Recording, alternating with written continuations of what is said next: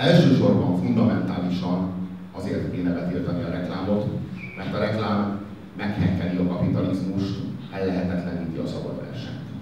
A tervezett alakulás az azt jelenti, hogy egy terméket olyan módon gyártanak le, hogy belekódolják a termékbe a lejárati időt. Meg tudnánk konstruálni a legnépszerűbb példa erre a villanykörtet. Azt a villanykörtét már a század elején meg tudták úgy konstruálni, tehát már létrejött az a termék, mint villanykörte, amely 100 éven keresztül világít. Ennek örül a fogyasztó, de nem örül a piac. Ugyanis a piac a villanykörte gyártásban érdekelt. Ezért egy idő után elkezdett a piac egyre rosszabb és rosszabb minőségű villanykörtéket gyártani. Persze nem olyat, ami 2 nap után elszarulik, hanem olyat, ami eltart 2-3 évig, és utána fölmondja a szolgálatot, és vehetsz újat. Na most a tervezett elavulás, azt gondolom, hogy ez valami nagyon súlyos problémát mutat. Hát ilyenkor van az, amikor azt mondják, hogy kilóg a lólát, vagy fasza van a mennyasszonynak, vagy valami ilyesmit mondanak, tehát valami az elvekkel ellentétesen zajlik. Valami a meghirdetett elvekkel ellentétesen zajlik. Mik a meghirdetett elvek? A kapitalizmus teoretikusai. Amikor a kapitalizmust kitalálták, akkor az volt az elv, hogy a kapitalizmus azért lesz egy forradalmian új és kiváló működési mód, mert a tárgyak, mint termékek és szolgáltatások evolúciója egyre jobb és jobb minőségű termékeket és szolgáltatásokat fog tudni létrehozni. De a tervezett alakulás azt mutatja, hogy ez nincs így. Hogyha a termékek és szolgáltatások egy szabad versenyben méretnének meg egymással, akkor azok a termékek, amelyekben tervezett elavulást kalkulálnak, azok a termékek megbuknának, elbuknának. Működne az evolúció. A jobb termék kiszorítaná a rosszabbat a piacról, és megnyerné ezt a bizonyos termékek közt zajló versenyt. Csak hogy itt jön be a képbe a marketing, illetve a reklám.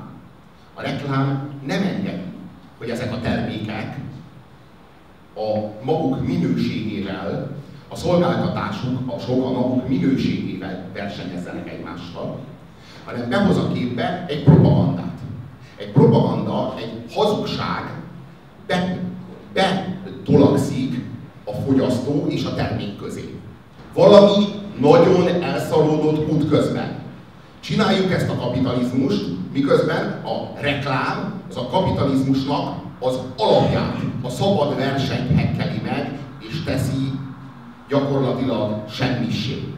Hát ma reggel, amikor fölkeltem, akkor még nem gondoltam, hogy a globuszunkra leselkedő legnagyobb veszély a kapitalizmus felbomlása. Azt hittem, hogy a globális felmelegedés, azt hittem, hogy a pedofília, vagy azt hittem, hogy mondjuk itt a környékünkön az egy elég nagy probléma, hogy 30 000 gyerek éhesen megy reggel az iskolába. De most mindenki gondoljon bele őszintén, ki volt eddig bármikor olyan helyzetben, hogy nézte a reklámot otthon a tévében, és egyszerre csak valamit megzavart az agyát, megbűvölte, fölkelt, és elment, és megvásárolt valamit, amit nem akart. És ha igen. És ha igen. Szóval ez valóban az emberi személyiség ellen elkövetett legnagyobb baszter. Ez az egyetlen dolog, amiben manipulálnak bennünket. Hát kérem szépen, a reklámnál tisztességesebb műfaj, ezt halálkomolyan mondom, kevés van, ami a manipulációs technikákat illeti. Hát a globális felmelegedést mi okozza? Nem a tömeges fogyasztási hisztéria, nem az, hogy mindenkinek autó kell, nem az, hogy senki nem hajlandó busszal meg villamossal járni, hanem mindenki saját autót akar, és mindenki a saját autójában egyedül akar ülni. És ahány ember annyi autó? Nem ez okozza? Nem az okozza, hogy mindenki trópusi nyaralásra akar utazni, mert több és több és több élményt akar? Ha következetesek vagyunk, és elindulunk onnan, hogy mit okoz a reklám, akkor a lánc végén eljutunk a globális felmelegedéshez. Eddig a WC fertőtlenítő nem forgott a saját tengere körül, hanem állt. De most eljött egy jobb világ.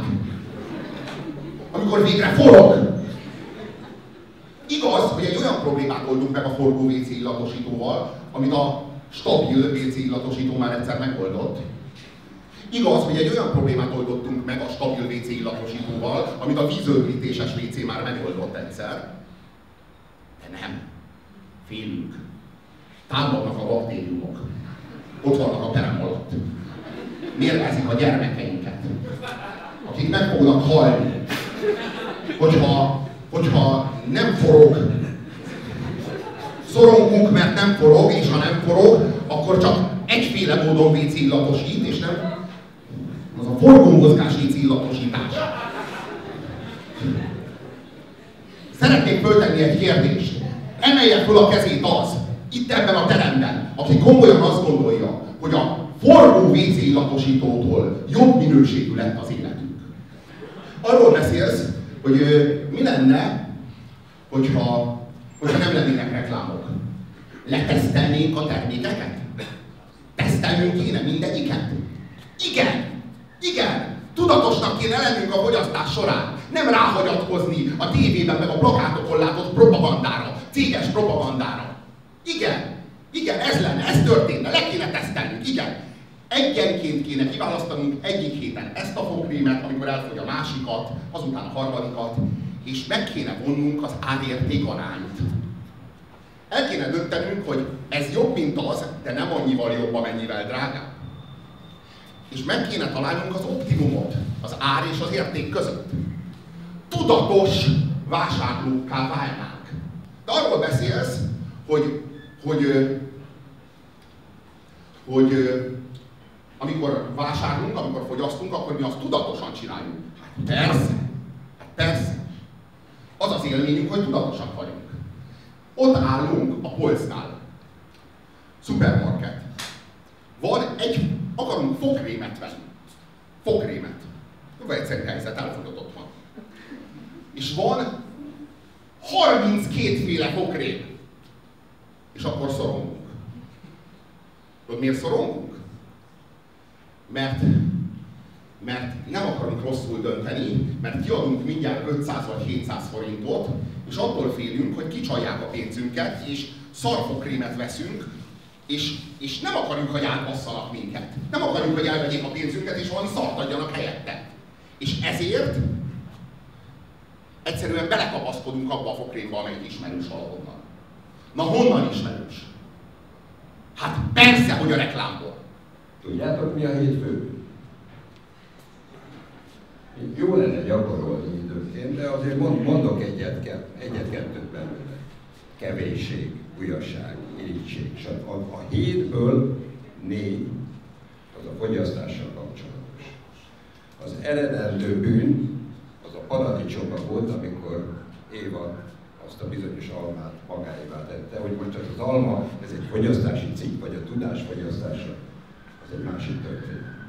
Azóta próbálják, mint most is látjuk, belém plántálni ezt a fajta szorongást, ezt a fajta bűntudatot, hogy szégyeld magad, hogy te fogyasztani akarsz. Szégyeld magad. De miért? Igen, a fogyasztás az egyfajta boldogság. Mindegy, hogy tárgyat fogyasztunk, tudást fogyasztunk, vagy netán, uram, bocsá, élményt. Volt egy Vance Packard nevű, nagyon okos amerikai újságíró.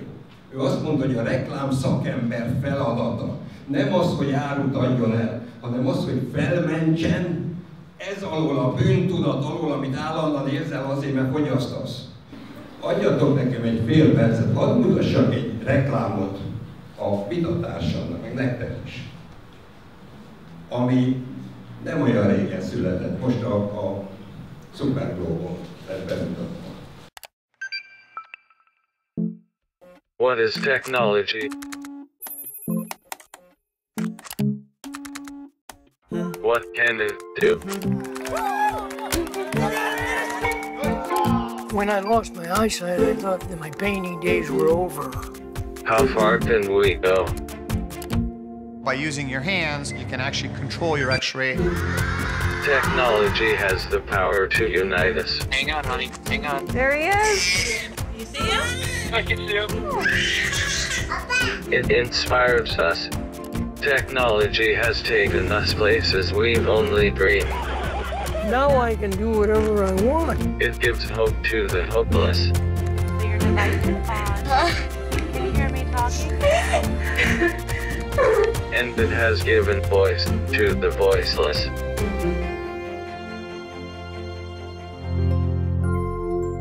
Láb nélkül született gyerekekkel, süket némán született emberekkel, szoftvert eladni, ilyen ízléstelen módon. Ilyen mértékben hatni az érzelmeinkre. Ez egy know-how. Ezt ma már a szórakoztatóipar a tökére fejlesztette, hogy hogyan kell másodpercre kimért pontossággal megfacsarni a könyvzacskót. Mi az, hogy ez nem akar eladni semmit? Hát már hogy ne akarna eladni? Mi? Hogy gondolhatod komolyan, hogy ez nem akar eladni? Microsoft szoftvereket akar eladni. De ma már a termékeket nem úgy adjuk el, mint a rendszerváltás előtt, vagy mint a háború előtt, vagy cipőt a cipőboltból, meg bécsi kesztyű. Nem úgy adjuk el. Ma már az értékesítésnek nem azok a módjai, hogy egyen halat, mert az jó. Nem. Adjunk át egy élményt. Hadd sírjon. Hadd érzékenyüljön el a kislányon, aki életében először hall hangot. A kisfiún, aki már baseballozik, pedig egyetlen lába sem volt, amikor megszületett. Használjuk fel ezeket szoftverértékesítésre. Ezeket az embereket. Ezeknek az embereknek a tragédiáját. Rohadt cinikus módon. A hirdetés nem úgy hat, hogy meggyőz téged, hogy elmagyarázza neked, hogy ez a termék, ez jobb, mint a másik, ezért ezt vedd. Nem. Ő nem akar téged meggyőzni semmiről. Ő egyszerűen átad neked egy élményt. Ez például átadta neked ezt az emberség élményt. Emberemnek érzed magad ettől a videótól. És ehhez az élményhez, ebbe az állapotban, amikor így nyitott a kis lelked, így nyitottad a láb nélküli kisgyereknek, akkor így beleejt egy Microsoft logót. És amikor legközelebb, amikor szoftvert vásárolsz, és választanod kell a Microsoft meg a Microsoftnak az alternatívái között, akkor a Microsoftnál azt fogod érezni, hogy ez lesz a jó választás, én azt hiszem. És ez a te érzésed lesz. Nem arról van szó, hogy más hozza meg helyetted. Addigra már te kicsit Microsoft vagy. Az identitásodba emeli magát a Microsoft. Egy kicsit Microsoftabb vagy, és ez a Microsoftnak jó. Mert ha szoftvert választasz, a Microsoft a jó választás. Emberek járnak, akik nem tudnak. Hát most nézd magadra, milyen csodákat művelhet veled, akinek még lába is van.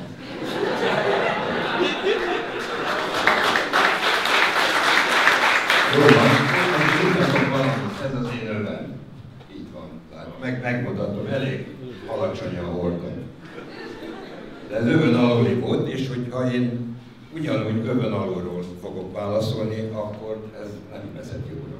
Ugyanis megint az a szélsőséges álláspont van velünk szemben, hogy kérem szépen, úgy, ahogy van en bloc, az a jog a világon, hogy valaki reklámoz, hogy valakinek joga van elmondani egy termékéről, az igen, ez kimondta ezt, hogy nem. Hát oda van írva, hogy Microsoft.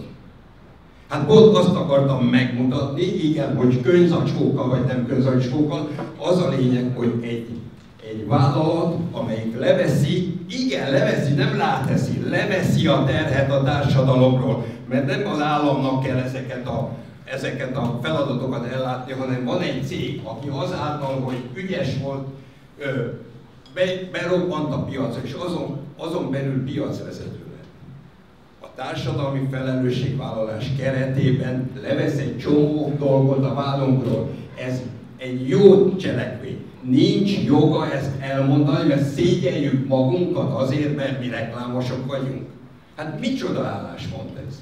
A reneszánszban az emberek, akkor még nem volt ilyen fogyasztói társadalom, hát oké, nem volt még.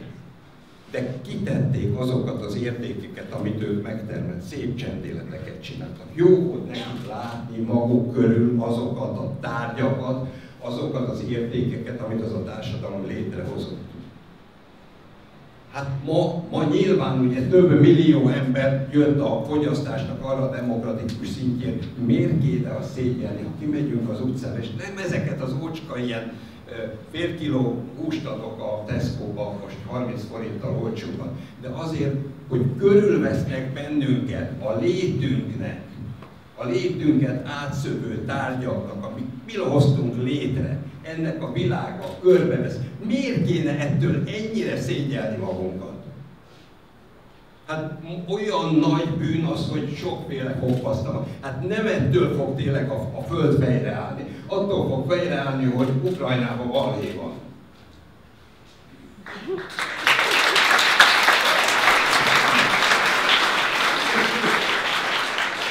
Nem a mértéktelen fogyasztástól fog fejreállni a bolygó. Nem a fogyasztási hisztériától, nem a termékeknek és szolgáltatásoknak a végtelenül forgó kerekétől. Nem attól fog fejreállni a bolygó, nem attól fog elfogyni a bolygó, hogy folyamatosan kiaknázzuk a nyersanyagokat, és a szemetet visszaköpjük. Nem ettől fog, hát mitől? Hát mi mástól fog a bolygó fejreállni, és a bolygó tönkre menni, és a bolygó lakhatatlanná válni a mi számunkra, ha nem attól, hogy nem ismerjük azt a fogalmat, hogy elég. Te el akarod venni az emberektől azt mondod, hogy el akarod venni az emberektől a bűntudatukat a fogyasztás iránt. Nem a bűntudatukat, a felelősségérzetüket. A felelősségérzetüket a bolygó iránt. A felelősségérzetüket a közös életterünk iránt, az eljövendő generációk iránt. Az a dolgunk, hogy úgy csomagoljuk be azt a terméket, amit el akarunk adni, hogy az vonzó legyen, hogy az vágykeltő legyen. Nem vagyok hajlandó ezért szégyelni magam. Az, hogy reggel megmosod a fogad, erre rávezet a reggel. És ezzel az örökké valóságot egy kicsit megérinthetem, mert mesét kell mondani, holnaptól nincs itt hallottuk, ezt kapjuk. Az örökké valóságot, itt már vallási funkciókat vesz fel a reklám, azért figyeljünk. Az örökké valóságot megérintheted, és hogy a reklám a fogmosásra vesz rá. Nem! A reklám arra a fogkrémre vesz rá. Nem a fogmosás intézményre. A reklám nem arról szól, hogy most fogad, a reklám arról szól, hogy ezzel a fogkrémmel most. Hadd tegyek fel egy. Mit van? Ez egy friss statisztika, GFK csinál. Magyarországon hány ember van, aki egy nap legalább egyszer fogadmos? Százalékban mondjátok meg, hogy ez a lakosságnak hány százalék? Tudjátok. 12%. Ezért a 12%-ért harcol az a 21 fogkrémje. És hány százaléka az, aki az országban él, és hány százaléka az országban élő embereknek az, aki dohányzik? Ennyi százalékért harcol az a marketing cég, amelyik egy cigarettának a reklámját hirdeti. Pontosan. Nem! A fogyasztás az sokféle. Valami, a fogmosás az tényleg jótékony, én ezt aláírom, én is szoktam. A dohányzás meg nem az. A dohányzás meg nem az. És a reklám az nem válogat. A reklám az nem azért akar arra a fogkrémre rábeszélni téged, hogy te neked ne hújjanak ki a fogaid, mert ő szeret téged, és azt akarja, hogy a fogad a szádba maradjon. Nem! Ez hazugság. Ő egyszerűen csak a fogkrémet akarja rád varni. És a jövő héten, hogyha azt a marketing céget nem fogkrém reklámmal bízzák meg, hanem cigaretta reklámmal, abban a pillanatban már abban lesz érdekelt, hogy tüdőrákba megdögölj. Ne haragudj ezt az órát. Ennek az elméletnek a kapcsán holnaptól leteheted. Mi a felének ez? 4 ilyen nagy betűtös már meg. Mi a felének? Szó sincs róla, hogyha nem lenne marketing, hogyha nem lenne reklám, hanem mondjuk a marketinget visszaszorítanánk a termék csomagolásáig, akkor nem lennének termékek. Hol írtuk alá ezt az árukapcsolást? Valaki vezesse már le nekem közgazdaságilag azt, hogy a reklám hogyan okoz terméket. Nem! De ugye lesz órád, és lesz inged, és lesz pólód, és lesz fényképezőgéped, és mindezek lesznek. Csak nem lesz marketing kaszt, és ők elmehetnek a gyanúpad mellé. Igen. A legnagyobb hazugság, amit hallhattok, hogy a reklám az a kapitalizmus motorja. Nem! A reklám a kapitalizmusnak a gátja. A reklám nem engedi, hogy a termékek és a szolgáltatások versenyezzenek, nem engedi, hogy a két ink közül a jobbik nyerjen, hanem a két ink közül, vagy a két óra, vagy a két fényképezőgép közül a nagyobb marketing háttérrel, a nagyobb reklám költségvetéssel rendelkező fogja tudni magát értékesíteni. Nem a reklám okozza a terméket. A termék az, amely segítségül hívja a reklámot, mert ő nem akar versenyezni. Nem akar nála talán jobb termékekkel versenyezni. Ezért segítségül hívja a reklámot, hogy állj ki helyettem a piac frontján. És akkor a termék lehet szarabb. Erről van szó, nem a jobbat veszed, hanem a propagáltabbat veszed. El kell, hogy mondjam, hogy a Puzsér Robertet én maximálisan tisztelem. Elsősorban azért, mert rendkívül jó szemmel látja a reklámnak azokat a hibáit, amit még egy kicsit késve veszünk észre. Volt egy nagyon jelentős reklámszakember, aki egyszer egy őszinte pillanatában azt mondta, hogy kérem, mi a világon mindent el tudunk adni, minden eszmét, minden ideát, minden ötletet, mert még pénzünk is van. Ezt egy nagy reklámkonferencián mondta. Tehát egy őrületes hatalom van valóban a reklámosok kezében, mert a pénzzel, sok-sok ismétléssel, sok-sok expozícióval valóban, igen, valóban tudják a társadalmi tudatot módosítani. A televíziós reklám, amiről itt folyton beszélünk, és amit így szapulunk, így megy lefelé. És helyette van egy másik találmány a világon, úgy hívják, hogy közösségi média. No, itt aztán a szomszéd, nem a szomszéd, az 5000. szomszéd befolyásol mindenki. A fogyasztói hatalomátvétel korát éljük, ami nem más, mint az, hogy ezek a csúnya marketingesek lemondanak egy csomó olyan kezükben lévő hatalomról, ami eddig de már nincs nekik. Kénytelenek lemondani azért, mert a közösségi médiában a medi kommunikáció folytán sok ember befolyásol sok embert. A felelősség, amit itt az előbb olyan jó rákentünk a Microsoftra, drága barátaim, a tiétek. Nagy részben a tiétek, mert ti befolyásoljátok egymást. A modern reklámban éppen erre jöttek rá. Tanultak a hibáikból. Tanulják, hogy az egy hülye reklámozó, aki 1000-rel nyomja egy nap, 100-szor levetíti ugyanazt a Activia reklámot, hogy a Shakira pocakjából jönnek-mennek a fények. Mert ettől csak a reklám ellenesség, a reklám utálat, a reklámtól való elfordulás nő. Azt látták be a reklámosok. És ugye tudjuk, hogy belátták, hogy egy nagy részét ennek a manipulációs folyamatnak szépen leosztották nektek. A mai reklám nem ordítja le senkinek a fejét, ugye tudjuk, hanem kérdez. Mutat mit gondolsz, hogy a te esetedben, te hogy tudnád ezt használni? Vagy azt mondja, hogy just do it. Mit tudom én, hogy te mit akarsz just do it? Nem tudom, de megmozgatja az emberek képzelőerejét, fantáziáját, érzelmeit, hogy majd ők eldöntik, hogy ez kell neki, ezt fogod ajánlani, lájkolni fogod, share-elni fogod, továbbítani fogod, meg majd lefényképezteted magad ebbe a videósán, 25-en fognak követni. Ezért is persze, hogy a csúnya kapitalista, ronda reklámosok a felelős. Nem barátaim, ez már félig meddig a mi felelősség. Ahol sokkal szélesebb a termékspektrum, sokkal több a reklám, sokkal több a pénz, amit a fogyasztó el tud költeni, tehát kvázi sokkal magasabb a mértékű a fogyasztás, sokkal több termék fogy, és az egyfőre jutó napi vásárlások száma magasabb, ott a boldogság mértéke, mérhető mértéke alacsonyabb. Kevésbé boldogok az emberek, frusztráltabbak, sokkal több az étkezési betegség, bulimia, anorexia, sokkal nagyobb mértékű a neurózis. Sokkal több antidepresszáns fogy. Sokkal több pszichológus és pszichiáter kezel lelkileg beteg, érzelmileg sérült embereket.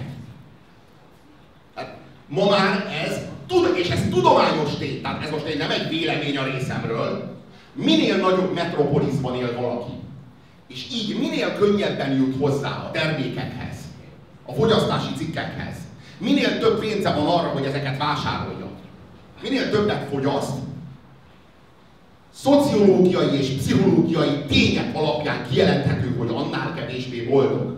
Tehát tudományos tény, hogy a fogyasztás nem boldogságot okoz, hanem frusztrációt és telhetetlenséget. Minél többet fogyasztasz, rövid távon természetesen kielégülsz. Ezt igazából a nagyon keményen addiktív kábítószerekhez lehet hasonlítani, a fogyasztást. Rövid távon egy kielégülés történik, de tulajdonképpen olyan az egész, mint a mélpoklosság. Többet és többet akarsz. A tudattalan szintjén, a tudat alatt nem vagyunk felnőttek. Ez tudományos tény, megint csak a pszichológia tudományának az alapvetése. Ott kiszolgáltatottak vagyunk. Olyanok, mint a gyerekek. Úgyhogy itt az alapvető probléma nem az, hogy én tekintem gyereknek az embereket, hanem az a probléma, hogy a reklámok azok az embernek a gyermeki részével játszanak, és a gyermeki részét manipulálják. Azt a részét, ahol kiszolgáltatott, és ahol nincsenek felépítve a védekező mechanizmusai. Úgyhogy az a kérésem, hogy ne tekintsék az embereket gyerekeknek, ne úgy manipulálják őket, ahogy a gyerekeket, és akkor majd nem fog felmerülni az a vád velük kapcsolatban, hogy a tudatunkat gyarmatosítják, és hogy a tudatunkat kiszolgáltatják a saját pénzéségüknek és profitvágyuknak. Előbb az sokkal kevésbé esett jól, amikor megtapsoltátok azt, ami elhangzott itt magatokról, hogy ti ennyire dróton rángatható népséget. Ha az egyik ember kinyitja a száját, hogy szóljon a másikhoz, nincs más dolga, mint hogy befolyásolja őt. Nincs itt nagyon mellett. Ez is egy manipuláció. Miért bűn az, hogyha valaki megszólítja a tudatost és a nem tudatost? Mindenki azt csinálja. Tessék elhinni nekem, a politikában úgy hívják, hogy mellék. Van egy főút, ahol a racionális érvek törögnek, és van egy mellékút, ahol az érzelmek. Mint például ebben az előbbi filmben. Ez nem a reklám találmánya. Ezt kikérem magamnak. Ez a mi találmányunk, ez ősidő, ez a művészet találmánya. Az érzelmi úton való befolyásolás. Kérem szépen, van egy ilyen hangya-vaszányi itt a limbikus rendszerünkben. Úgy hívják, hogy amigdala, parasztban. Ekkora a vacak, ott döntünk el mindent. Ebben a bizony, hogy ezt gyarmatosítják. Tehát összeül valamiféle ilyen szabadkőműves majd mi gyarmatosítjuk itt a Könyves Kálmán körúton, vagy mi a hol vagyunk, de már Nagy Lajos királyunk, az embereknek az agyát majd gyarmatosítjuk. Hát micsoda, még egyszer azt kérem, hát tényleg emeljétek már fel a fejeteket. Ezek nem titkolt, durva manipulációs eszközök, ezek egyszerűen az úgynevezett emotional branding, az érzelmi megközelítésnek az eszközei. A reklám ma 95%-ban érzelmi megközelítéssel működik. Igen, de nem csak mi. Nézzétek meg azon a kint lévő politikai szlogeneket ott a plakátokon. Az micsoda? Hány racionális van közötte? Van két termék, amelyik közül az egyik jobb, a másik kevésbé jó, ez egy tök racionális dilemma. És te fölemeled a szavad, és fölemeled az ászlót, hogy jogunk van az érzelmeinkre hallgatni. Ez egy jog? Dehogy is jog! Dehogy is jog! Ez egy kényszer! Megfosztanak minket a racionális döntés lehetőségétől. Mert az érzelmeinkre hallgatva, az ösztönvilágunkra hallgatva sokkal kényelmesebben meg tudjuk hozni a döntéseinket. Tehát tulajdonképpen a saját szellemi igénytelenségünk mellett érvelsz, és ezt úgy nevezed, hogy ez egy jog. tanult vitapartnerem szóba hozta a politikát. Na hát pontosan ez a probléma, hogy a politikát is megfertőzte a marketing. A politikát is megfertőzte a reklám. Ma már, ezt Vermer András mondta, aki a Fidesznek volt annak idején a marketing igazgatója, és ő volt a Fidesz kampányfőnöke 98-ban is, meg 2002-ben is. Vermer Andrástól származik a következő idézet: a politikust ugyanúgy kell eladni, mint a mosóport. Hát köszönjük!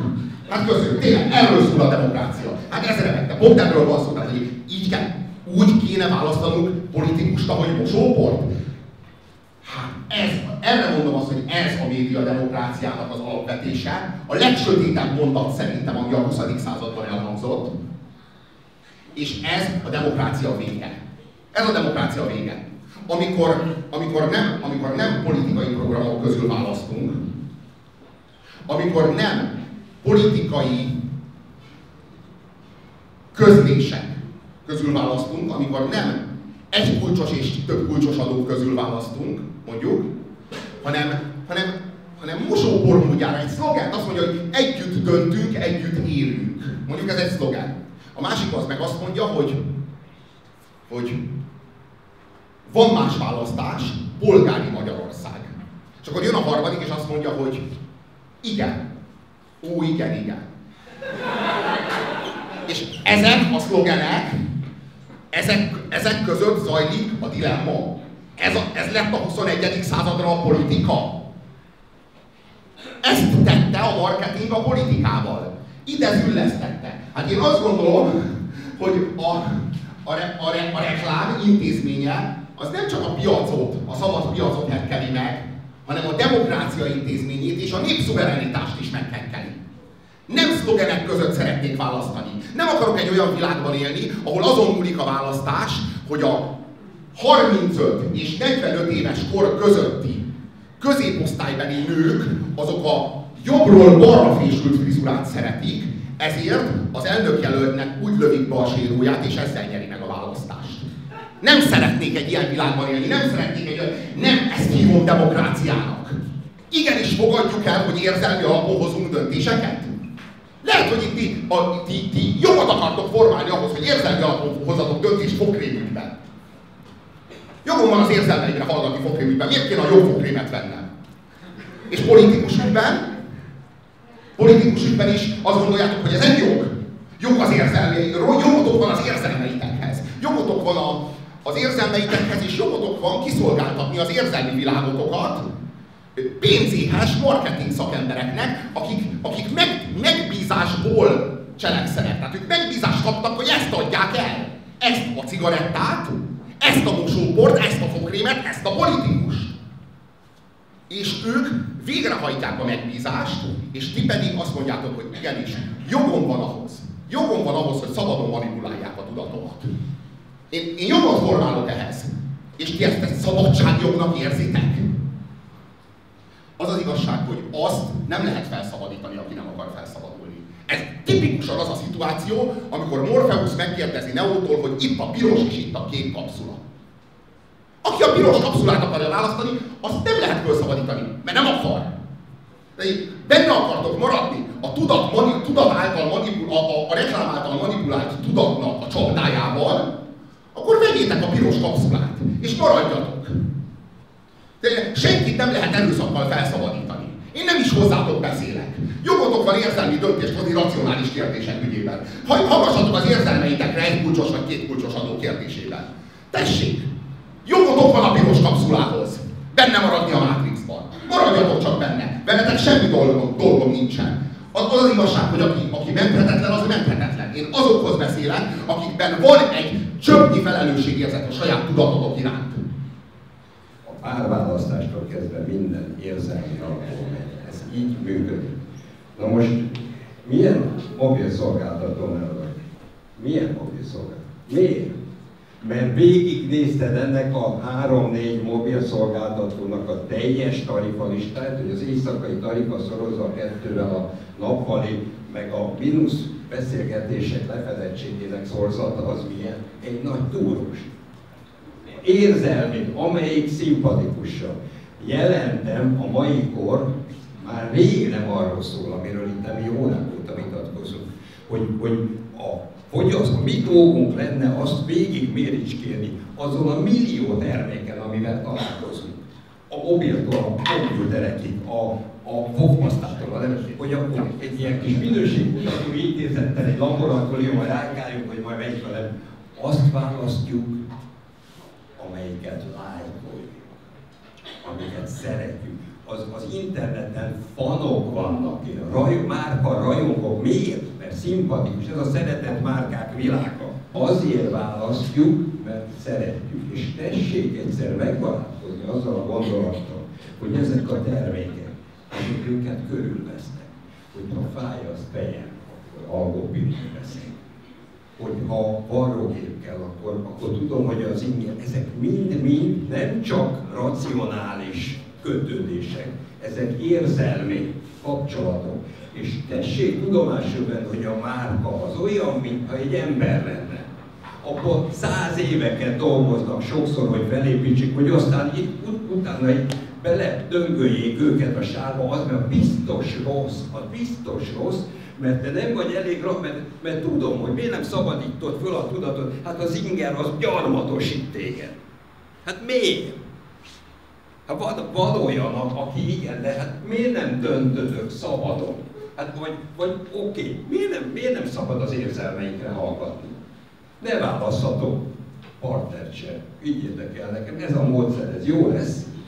Kis kérdői teszt, vércsoport, nemzőképesség, stb. Jó lesz. Nos,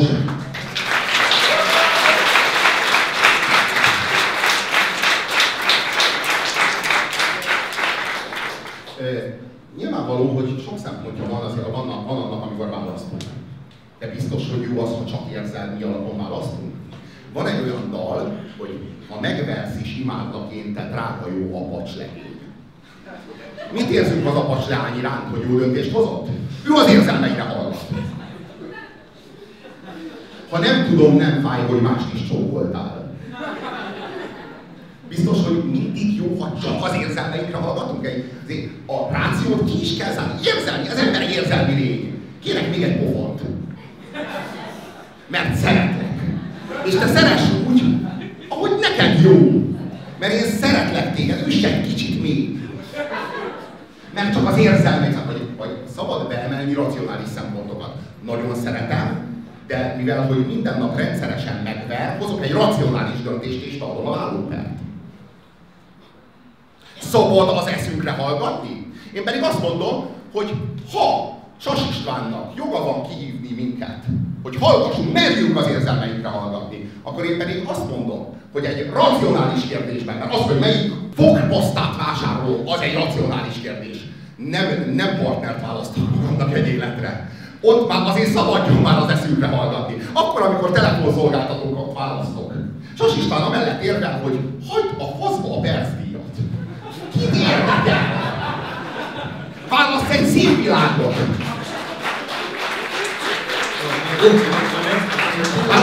Válasz egy imást! Nem azt mondtam, egy érzést!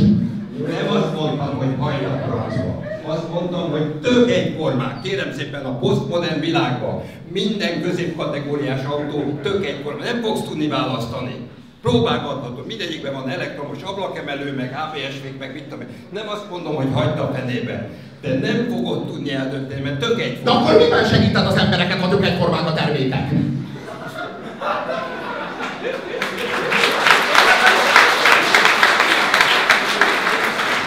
Mi ez a te szolgáltatásod? István, mi ez a te szolgáltatásod, hogyha a termékek tök egyformák? Sajok is egyformák. Hát te szeretem. Én látom a különbséget is. Én is annak alapján dönt. De hogyha te itt ránézéssel látod azt a különbséget, amiről az előbb beszéltél, akkor gratulálok. Álljon meg a menet. Megváltozott a világ. Ez nincs, ez ha van még, ez megy lefelé.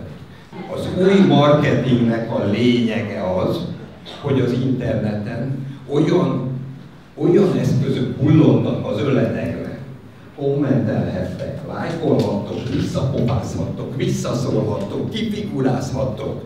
Omlós csirke, egy pillanat alatt lesz belőle 40 olyan, az a szerencsétlen hirdető, csak azon veszi észre magát, hogy rengeteg pénzért mondtál és hülyét csinált magából. Tehát ezt kérem szépen, mit csinálunk, amikor szídjuk ezt az egész marketinges világot? Tessék elhinni, hát rajtunk múlik, hát megvan a lehetőségetek, bármikor visszaszólhattok. A korábbi reklám lenyomta ezeket, amiket itt hallunk, hogy fedezd fel, meg hogy ez a boldogság titka, meg a BKF a legjobb, meg ilyeneket mondod. Ma már ezt nem mondhatjuk. Te azt továbbítasz, amit akarsz. Miért gondoljuk azt, hogy mindenki 25 éves? Vagy olyan dinamikus 50-es, mint te? Miért vagyunk ilyen soviniszták? Rengeteg generáció ma is a kereskedelmi televízióknak a nyomása alatt áll. És attól, hogy a Facebookon mi magunk formálhatjuk a saját médiaterünket, attól még az óriás plakátok, innen rálátok az Intersváros plakátra, az Erztés plakátra, az internet felhasználásnak a dinamikus növekedése, meg az okos tévéknek a megjelenése, meg az előfizetéses csatornáknak a megjelenése, ez mind a reklám ellen hat, és mind a tudatszabadsága mellett hat.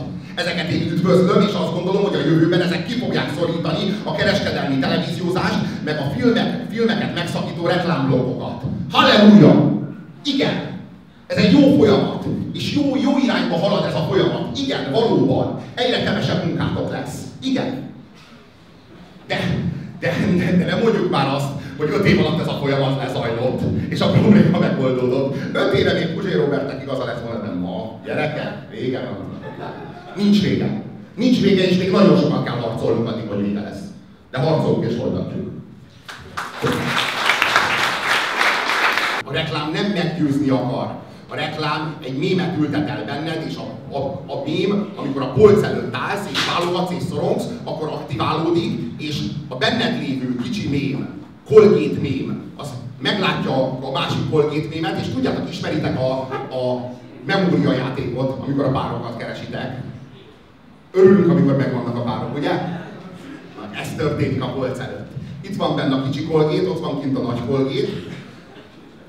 Colgate, nyertem!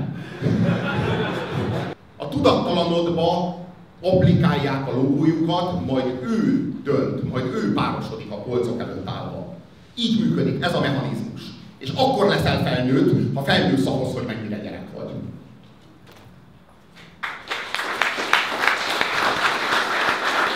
Pedig azt hittem, hogy ez valami hasznos tevékenység volt, de hát csak utítottam, félrevezettem.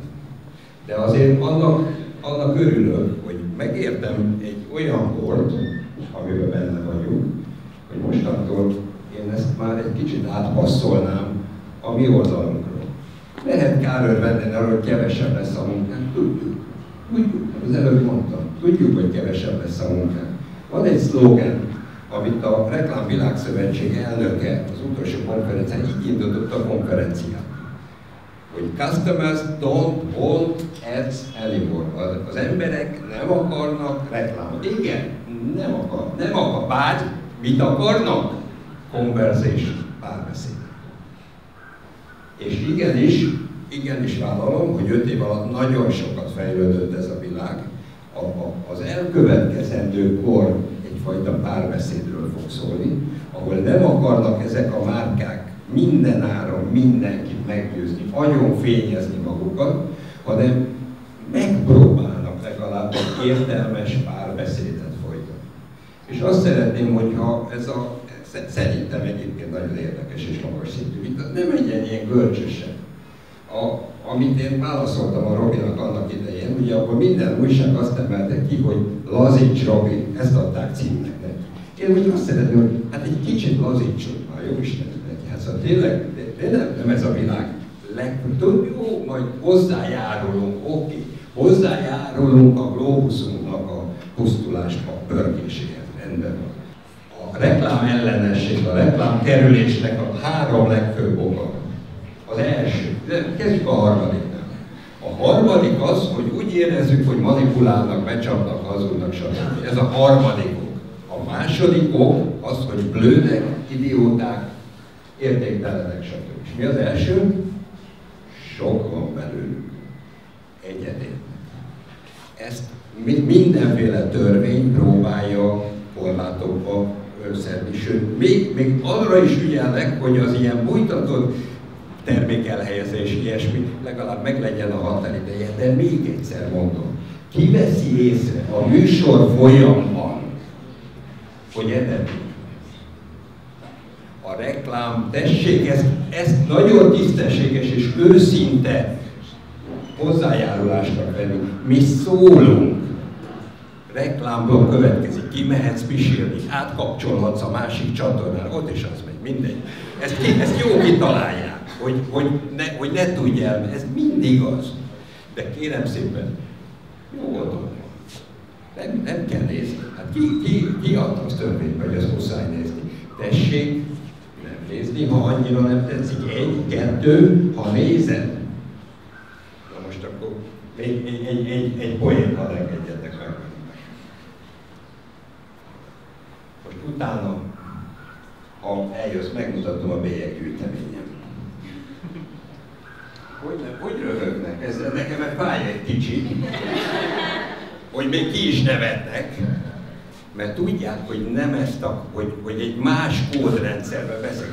Az a lökött, aki tényleg azt hiszi, hogy följön hozzám és megnézi a bélyeggyűjteményemet. Úgy jön neki. Na most ugyanez van a reklámon. Itt most meg kell szólalnom. Hát itt a humanitást ért egy támadás. Egy pillanat. Nincs így. Amikor arról beszélünk, hogy Isten szegény gyermekei, azok, akik manipulálhatóak vagy megvezethetőek, úgy kell nekik, ezt visszautasítom. Visszautasítom a humanizmusnak és a nyugati civilizációnak az elmúlt 2000 évére hivatkozva visszautasítom.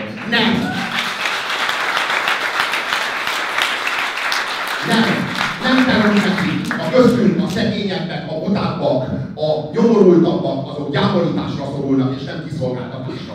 Egy ilyen van, igaza van, egy ilyen van.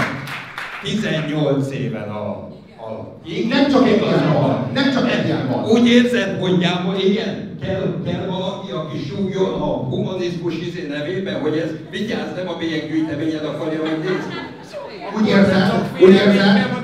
Úgy érzed, hogy mindenki áll azon a színvonalon, mint a hölgy? Láttál a Mónika Show életedben? Vagy úgy mondjunk is le, ők nem is emberek? Úgy kell nekik. Na nem, ez soha! Soha!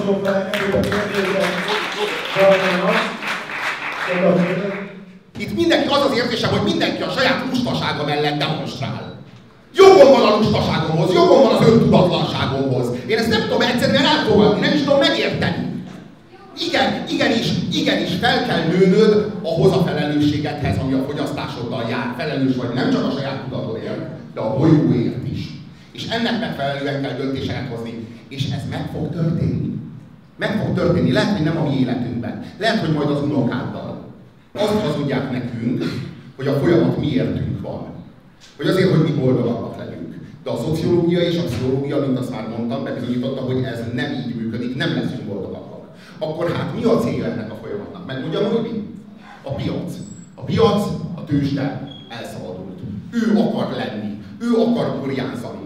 És nem a reklám, meg a piac, meg a tőzsde, meg a termékspektrumban értünk. Pont fordítva. Mi vagyunk a tőzsdéért, a piacért, a reklámokért és a termékekért. Arról van szó, hogy a termékek, a technológia lenni akar, növekedni akar, elszabadult. Arról van szó, hogy a Skynet átvette a hatalmat, anélkül, hogy átvette volna. Nem tudom, hogy mennyire, hogy érthető vagyok-e. Arról van szó, hogy a tőzsde, a piac burjánzani akar. És mi azért fogyasztunk, hogy hadd burjánzzon. Mi nem leszünk boldogabbak attól, hogy újabb és újabb mobiltelefonokat, meg újabb és újabb technológiai vívmányokat sajátítunk el és vásárolunk meg. De nem is ez a folyamat célja. Nem nekünk kell boldogabbnak lenni. Ő akar növekedni. És mi szolgáljuk őt, mint a féle rabszolgák. A cégek nem személyek. Nem. A cégek fiktív személyek, azt hazudják neked, hogy személyek, és olyan meggyőzően hazudják, hogy még emberi jogokat is szereznek. Ezért nem lehetünk gyakorlatilag megsemmisíteni. Ezért mérgezhetik szabadon a bolygót, a világóceánt, a légkört, ezért tehetnek meg akármit, ezért dolgoztathatnak gyerekeket. Ha megsemmisítesz egy céget, ha felszámolsz egy céget, nem öltél meg senkit. Senkit. Nem személyek. Én egyébként azt gondolom, hogy a reklámnak van funkciója, és én a reklámot egyszerűen csak vissza akarom szorítani. Tudjátok hova? A csomagolásig. A csomagolásig szeretném visszaszorítani. Ott amekkora kiterjedése magának a terméknek, akkora felületen hirdesse magát, akkora felületen versenyezzen a másikkal. És ne kérjen magának óriás plakátokat. Egy időben volt olyan, létezett olyan, hogy rabszolgaság. Aztán jött az állam, és leszabályozta, megtiltotta a rabszolgaságot, és nem lett rabszolgaság. Aztán volt egy olyan időszak, hogy gyermekmunka, mindenféle gyerekek dolgoztak London külvárosaiban, Charles Dickensnek a regényei, azok megemlékeznek erről a sötét korszakról. Aztán jött az állam, hozott törvényeket arra, hogy ez tilos, és utána nem volt már gyermekmunka, vagy legalábbis ezen a kontinensen nincsen gyermekmunka. Annyi minden volt a múltban, sötét, aljas intézmények, amelyek jött az állam és betiltotta. És nem fasizmus lett a következmény a dolognak, hanem egy jobb világ, egy gyermekmunka nélküli világ, egy rabszolgaság nélküli világ, egy kannibalizmus nélküli világ, és el fog jönni a reklám nélküli világ is. Sas István, Puzsér Robert.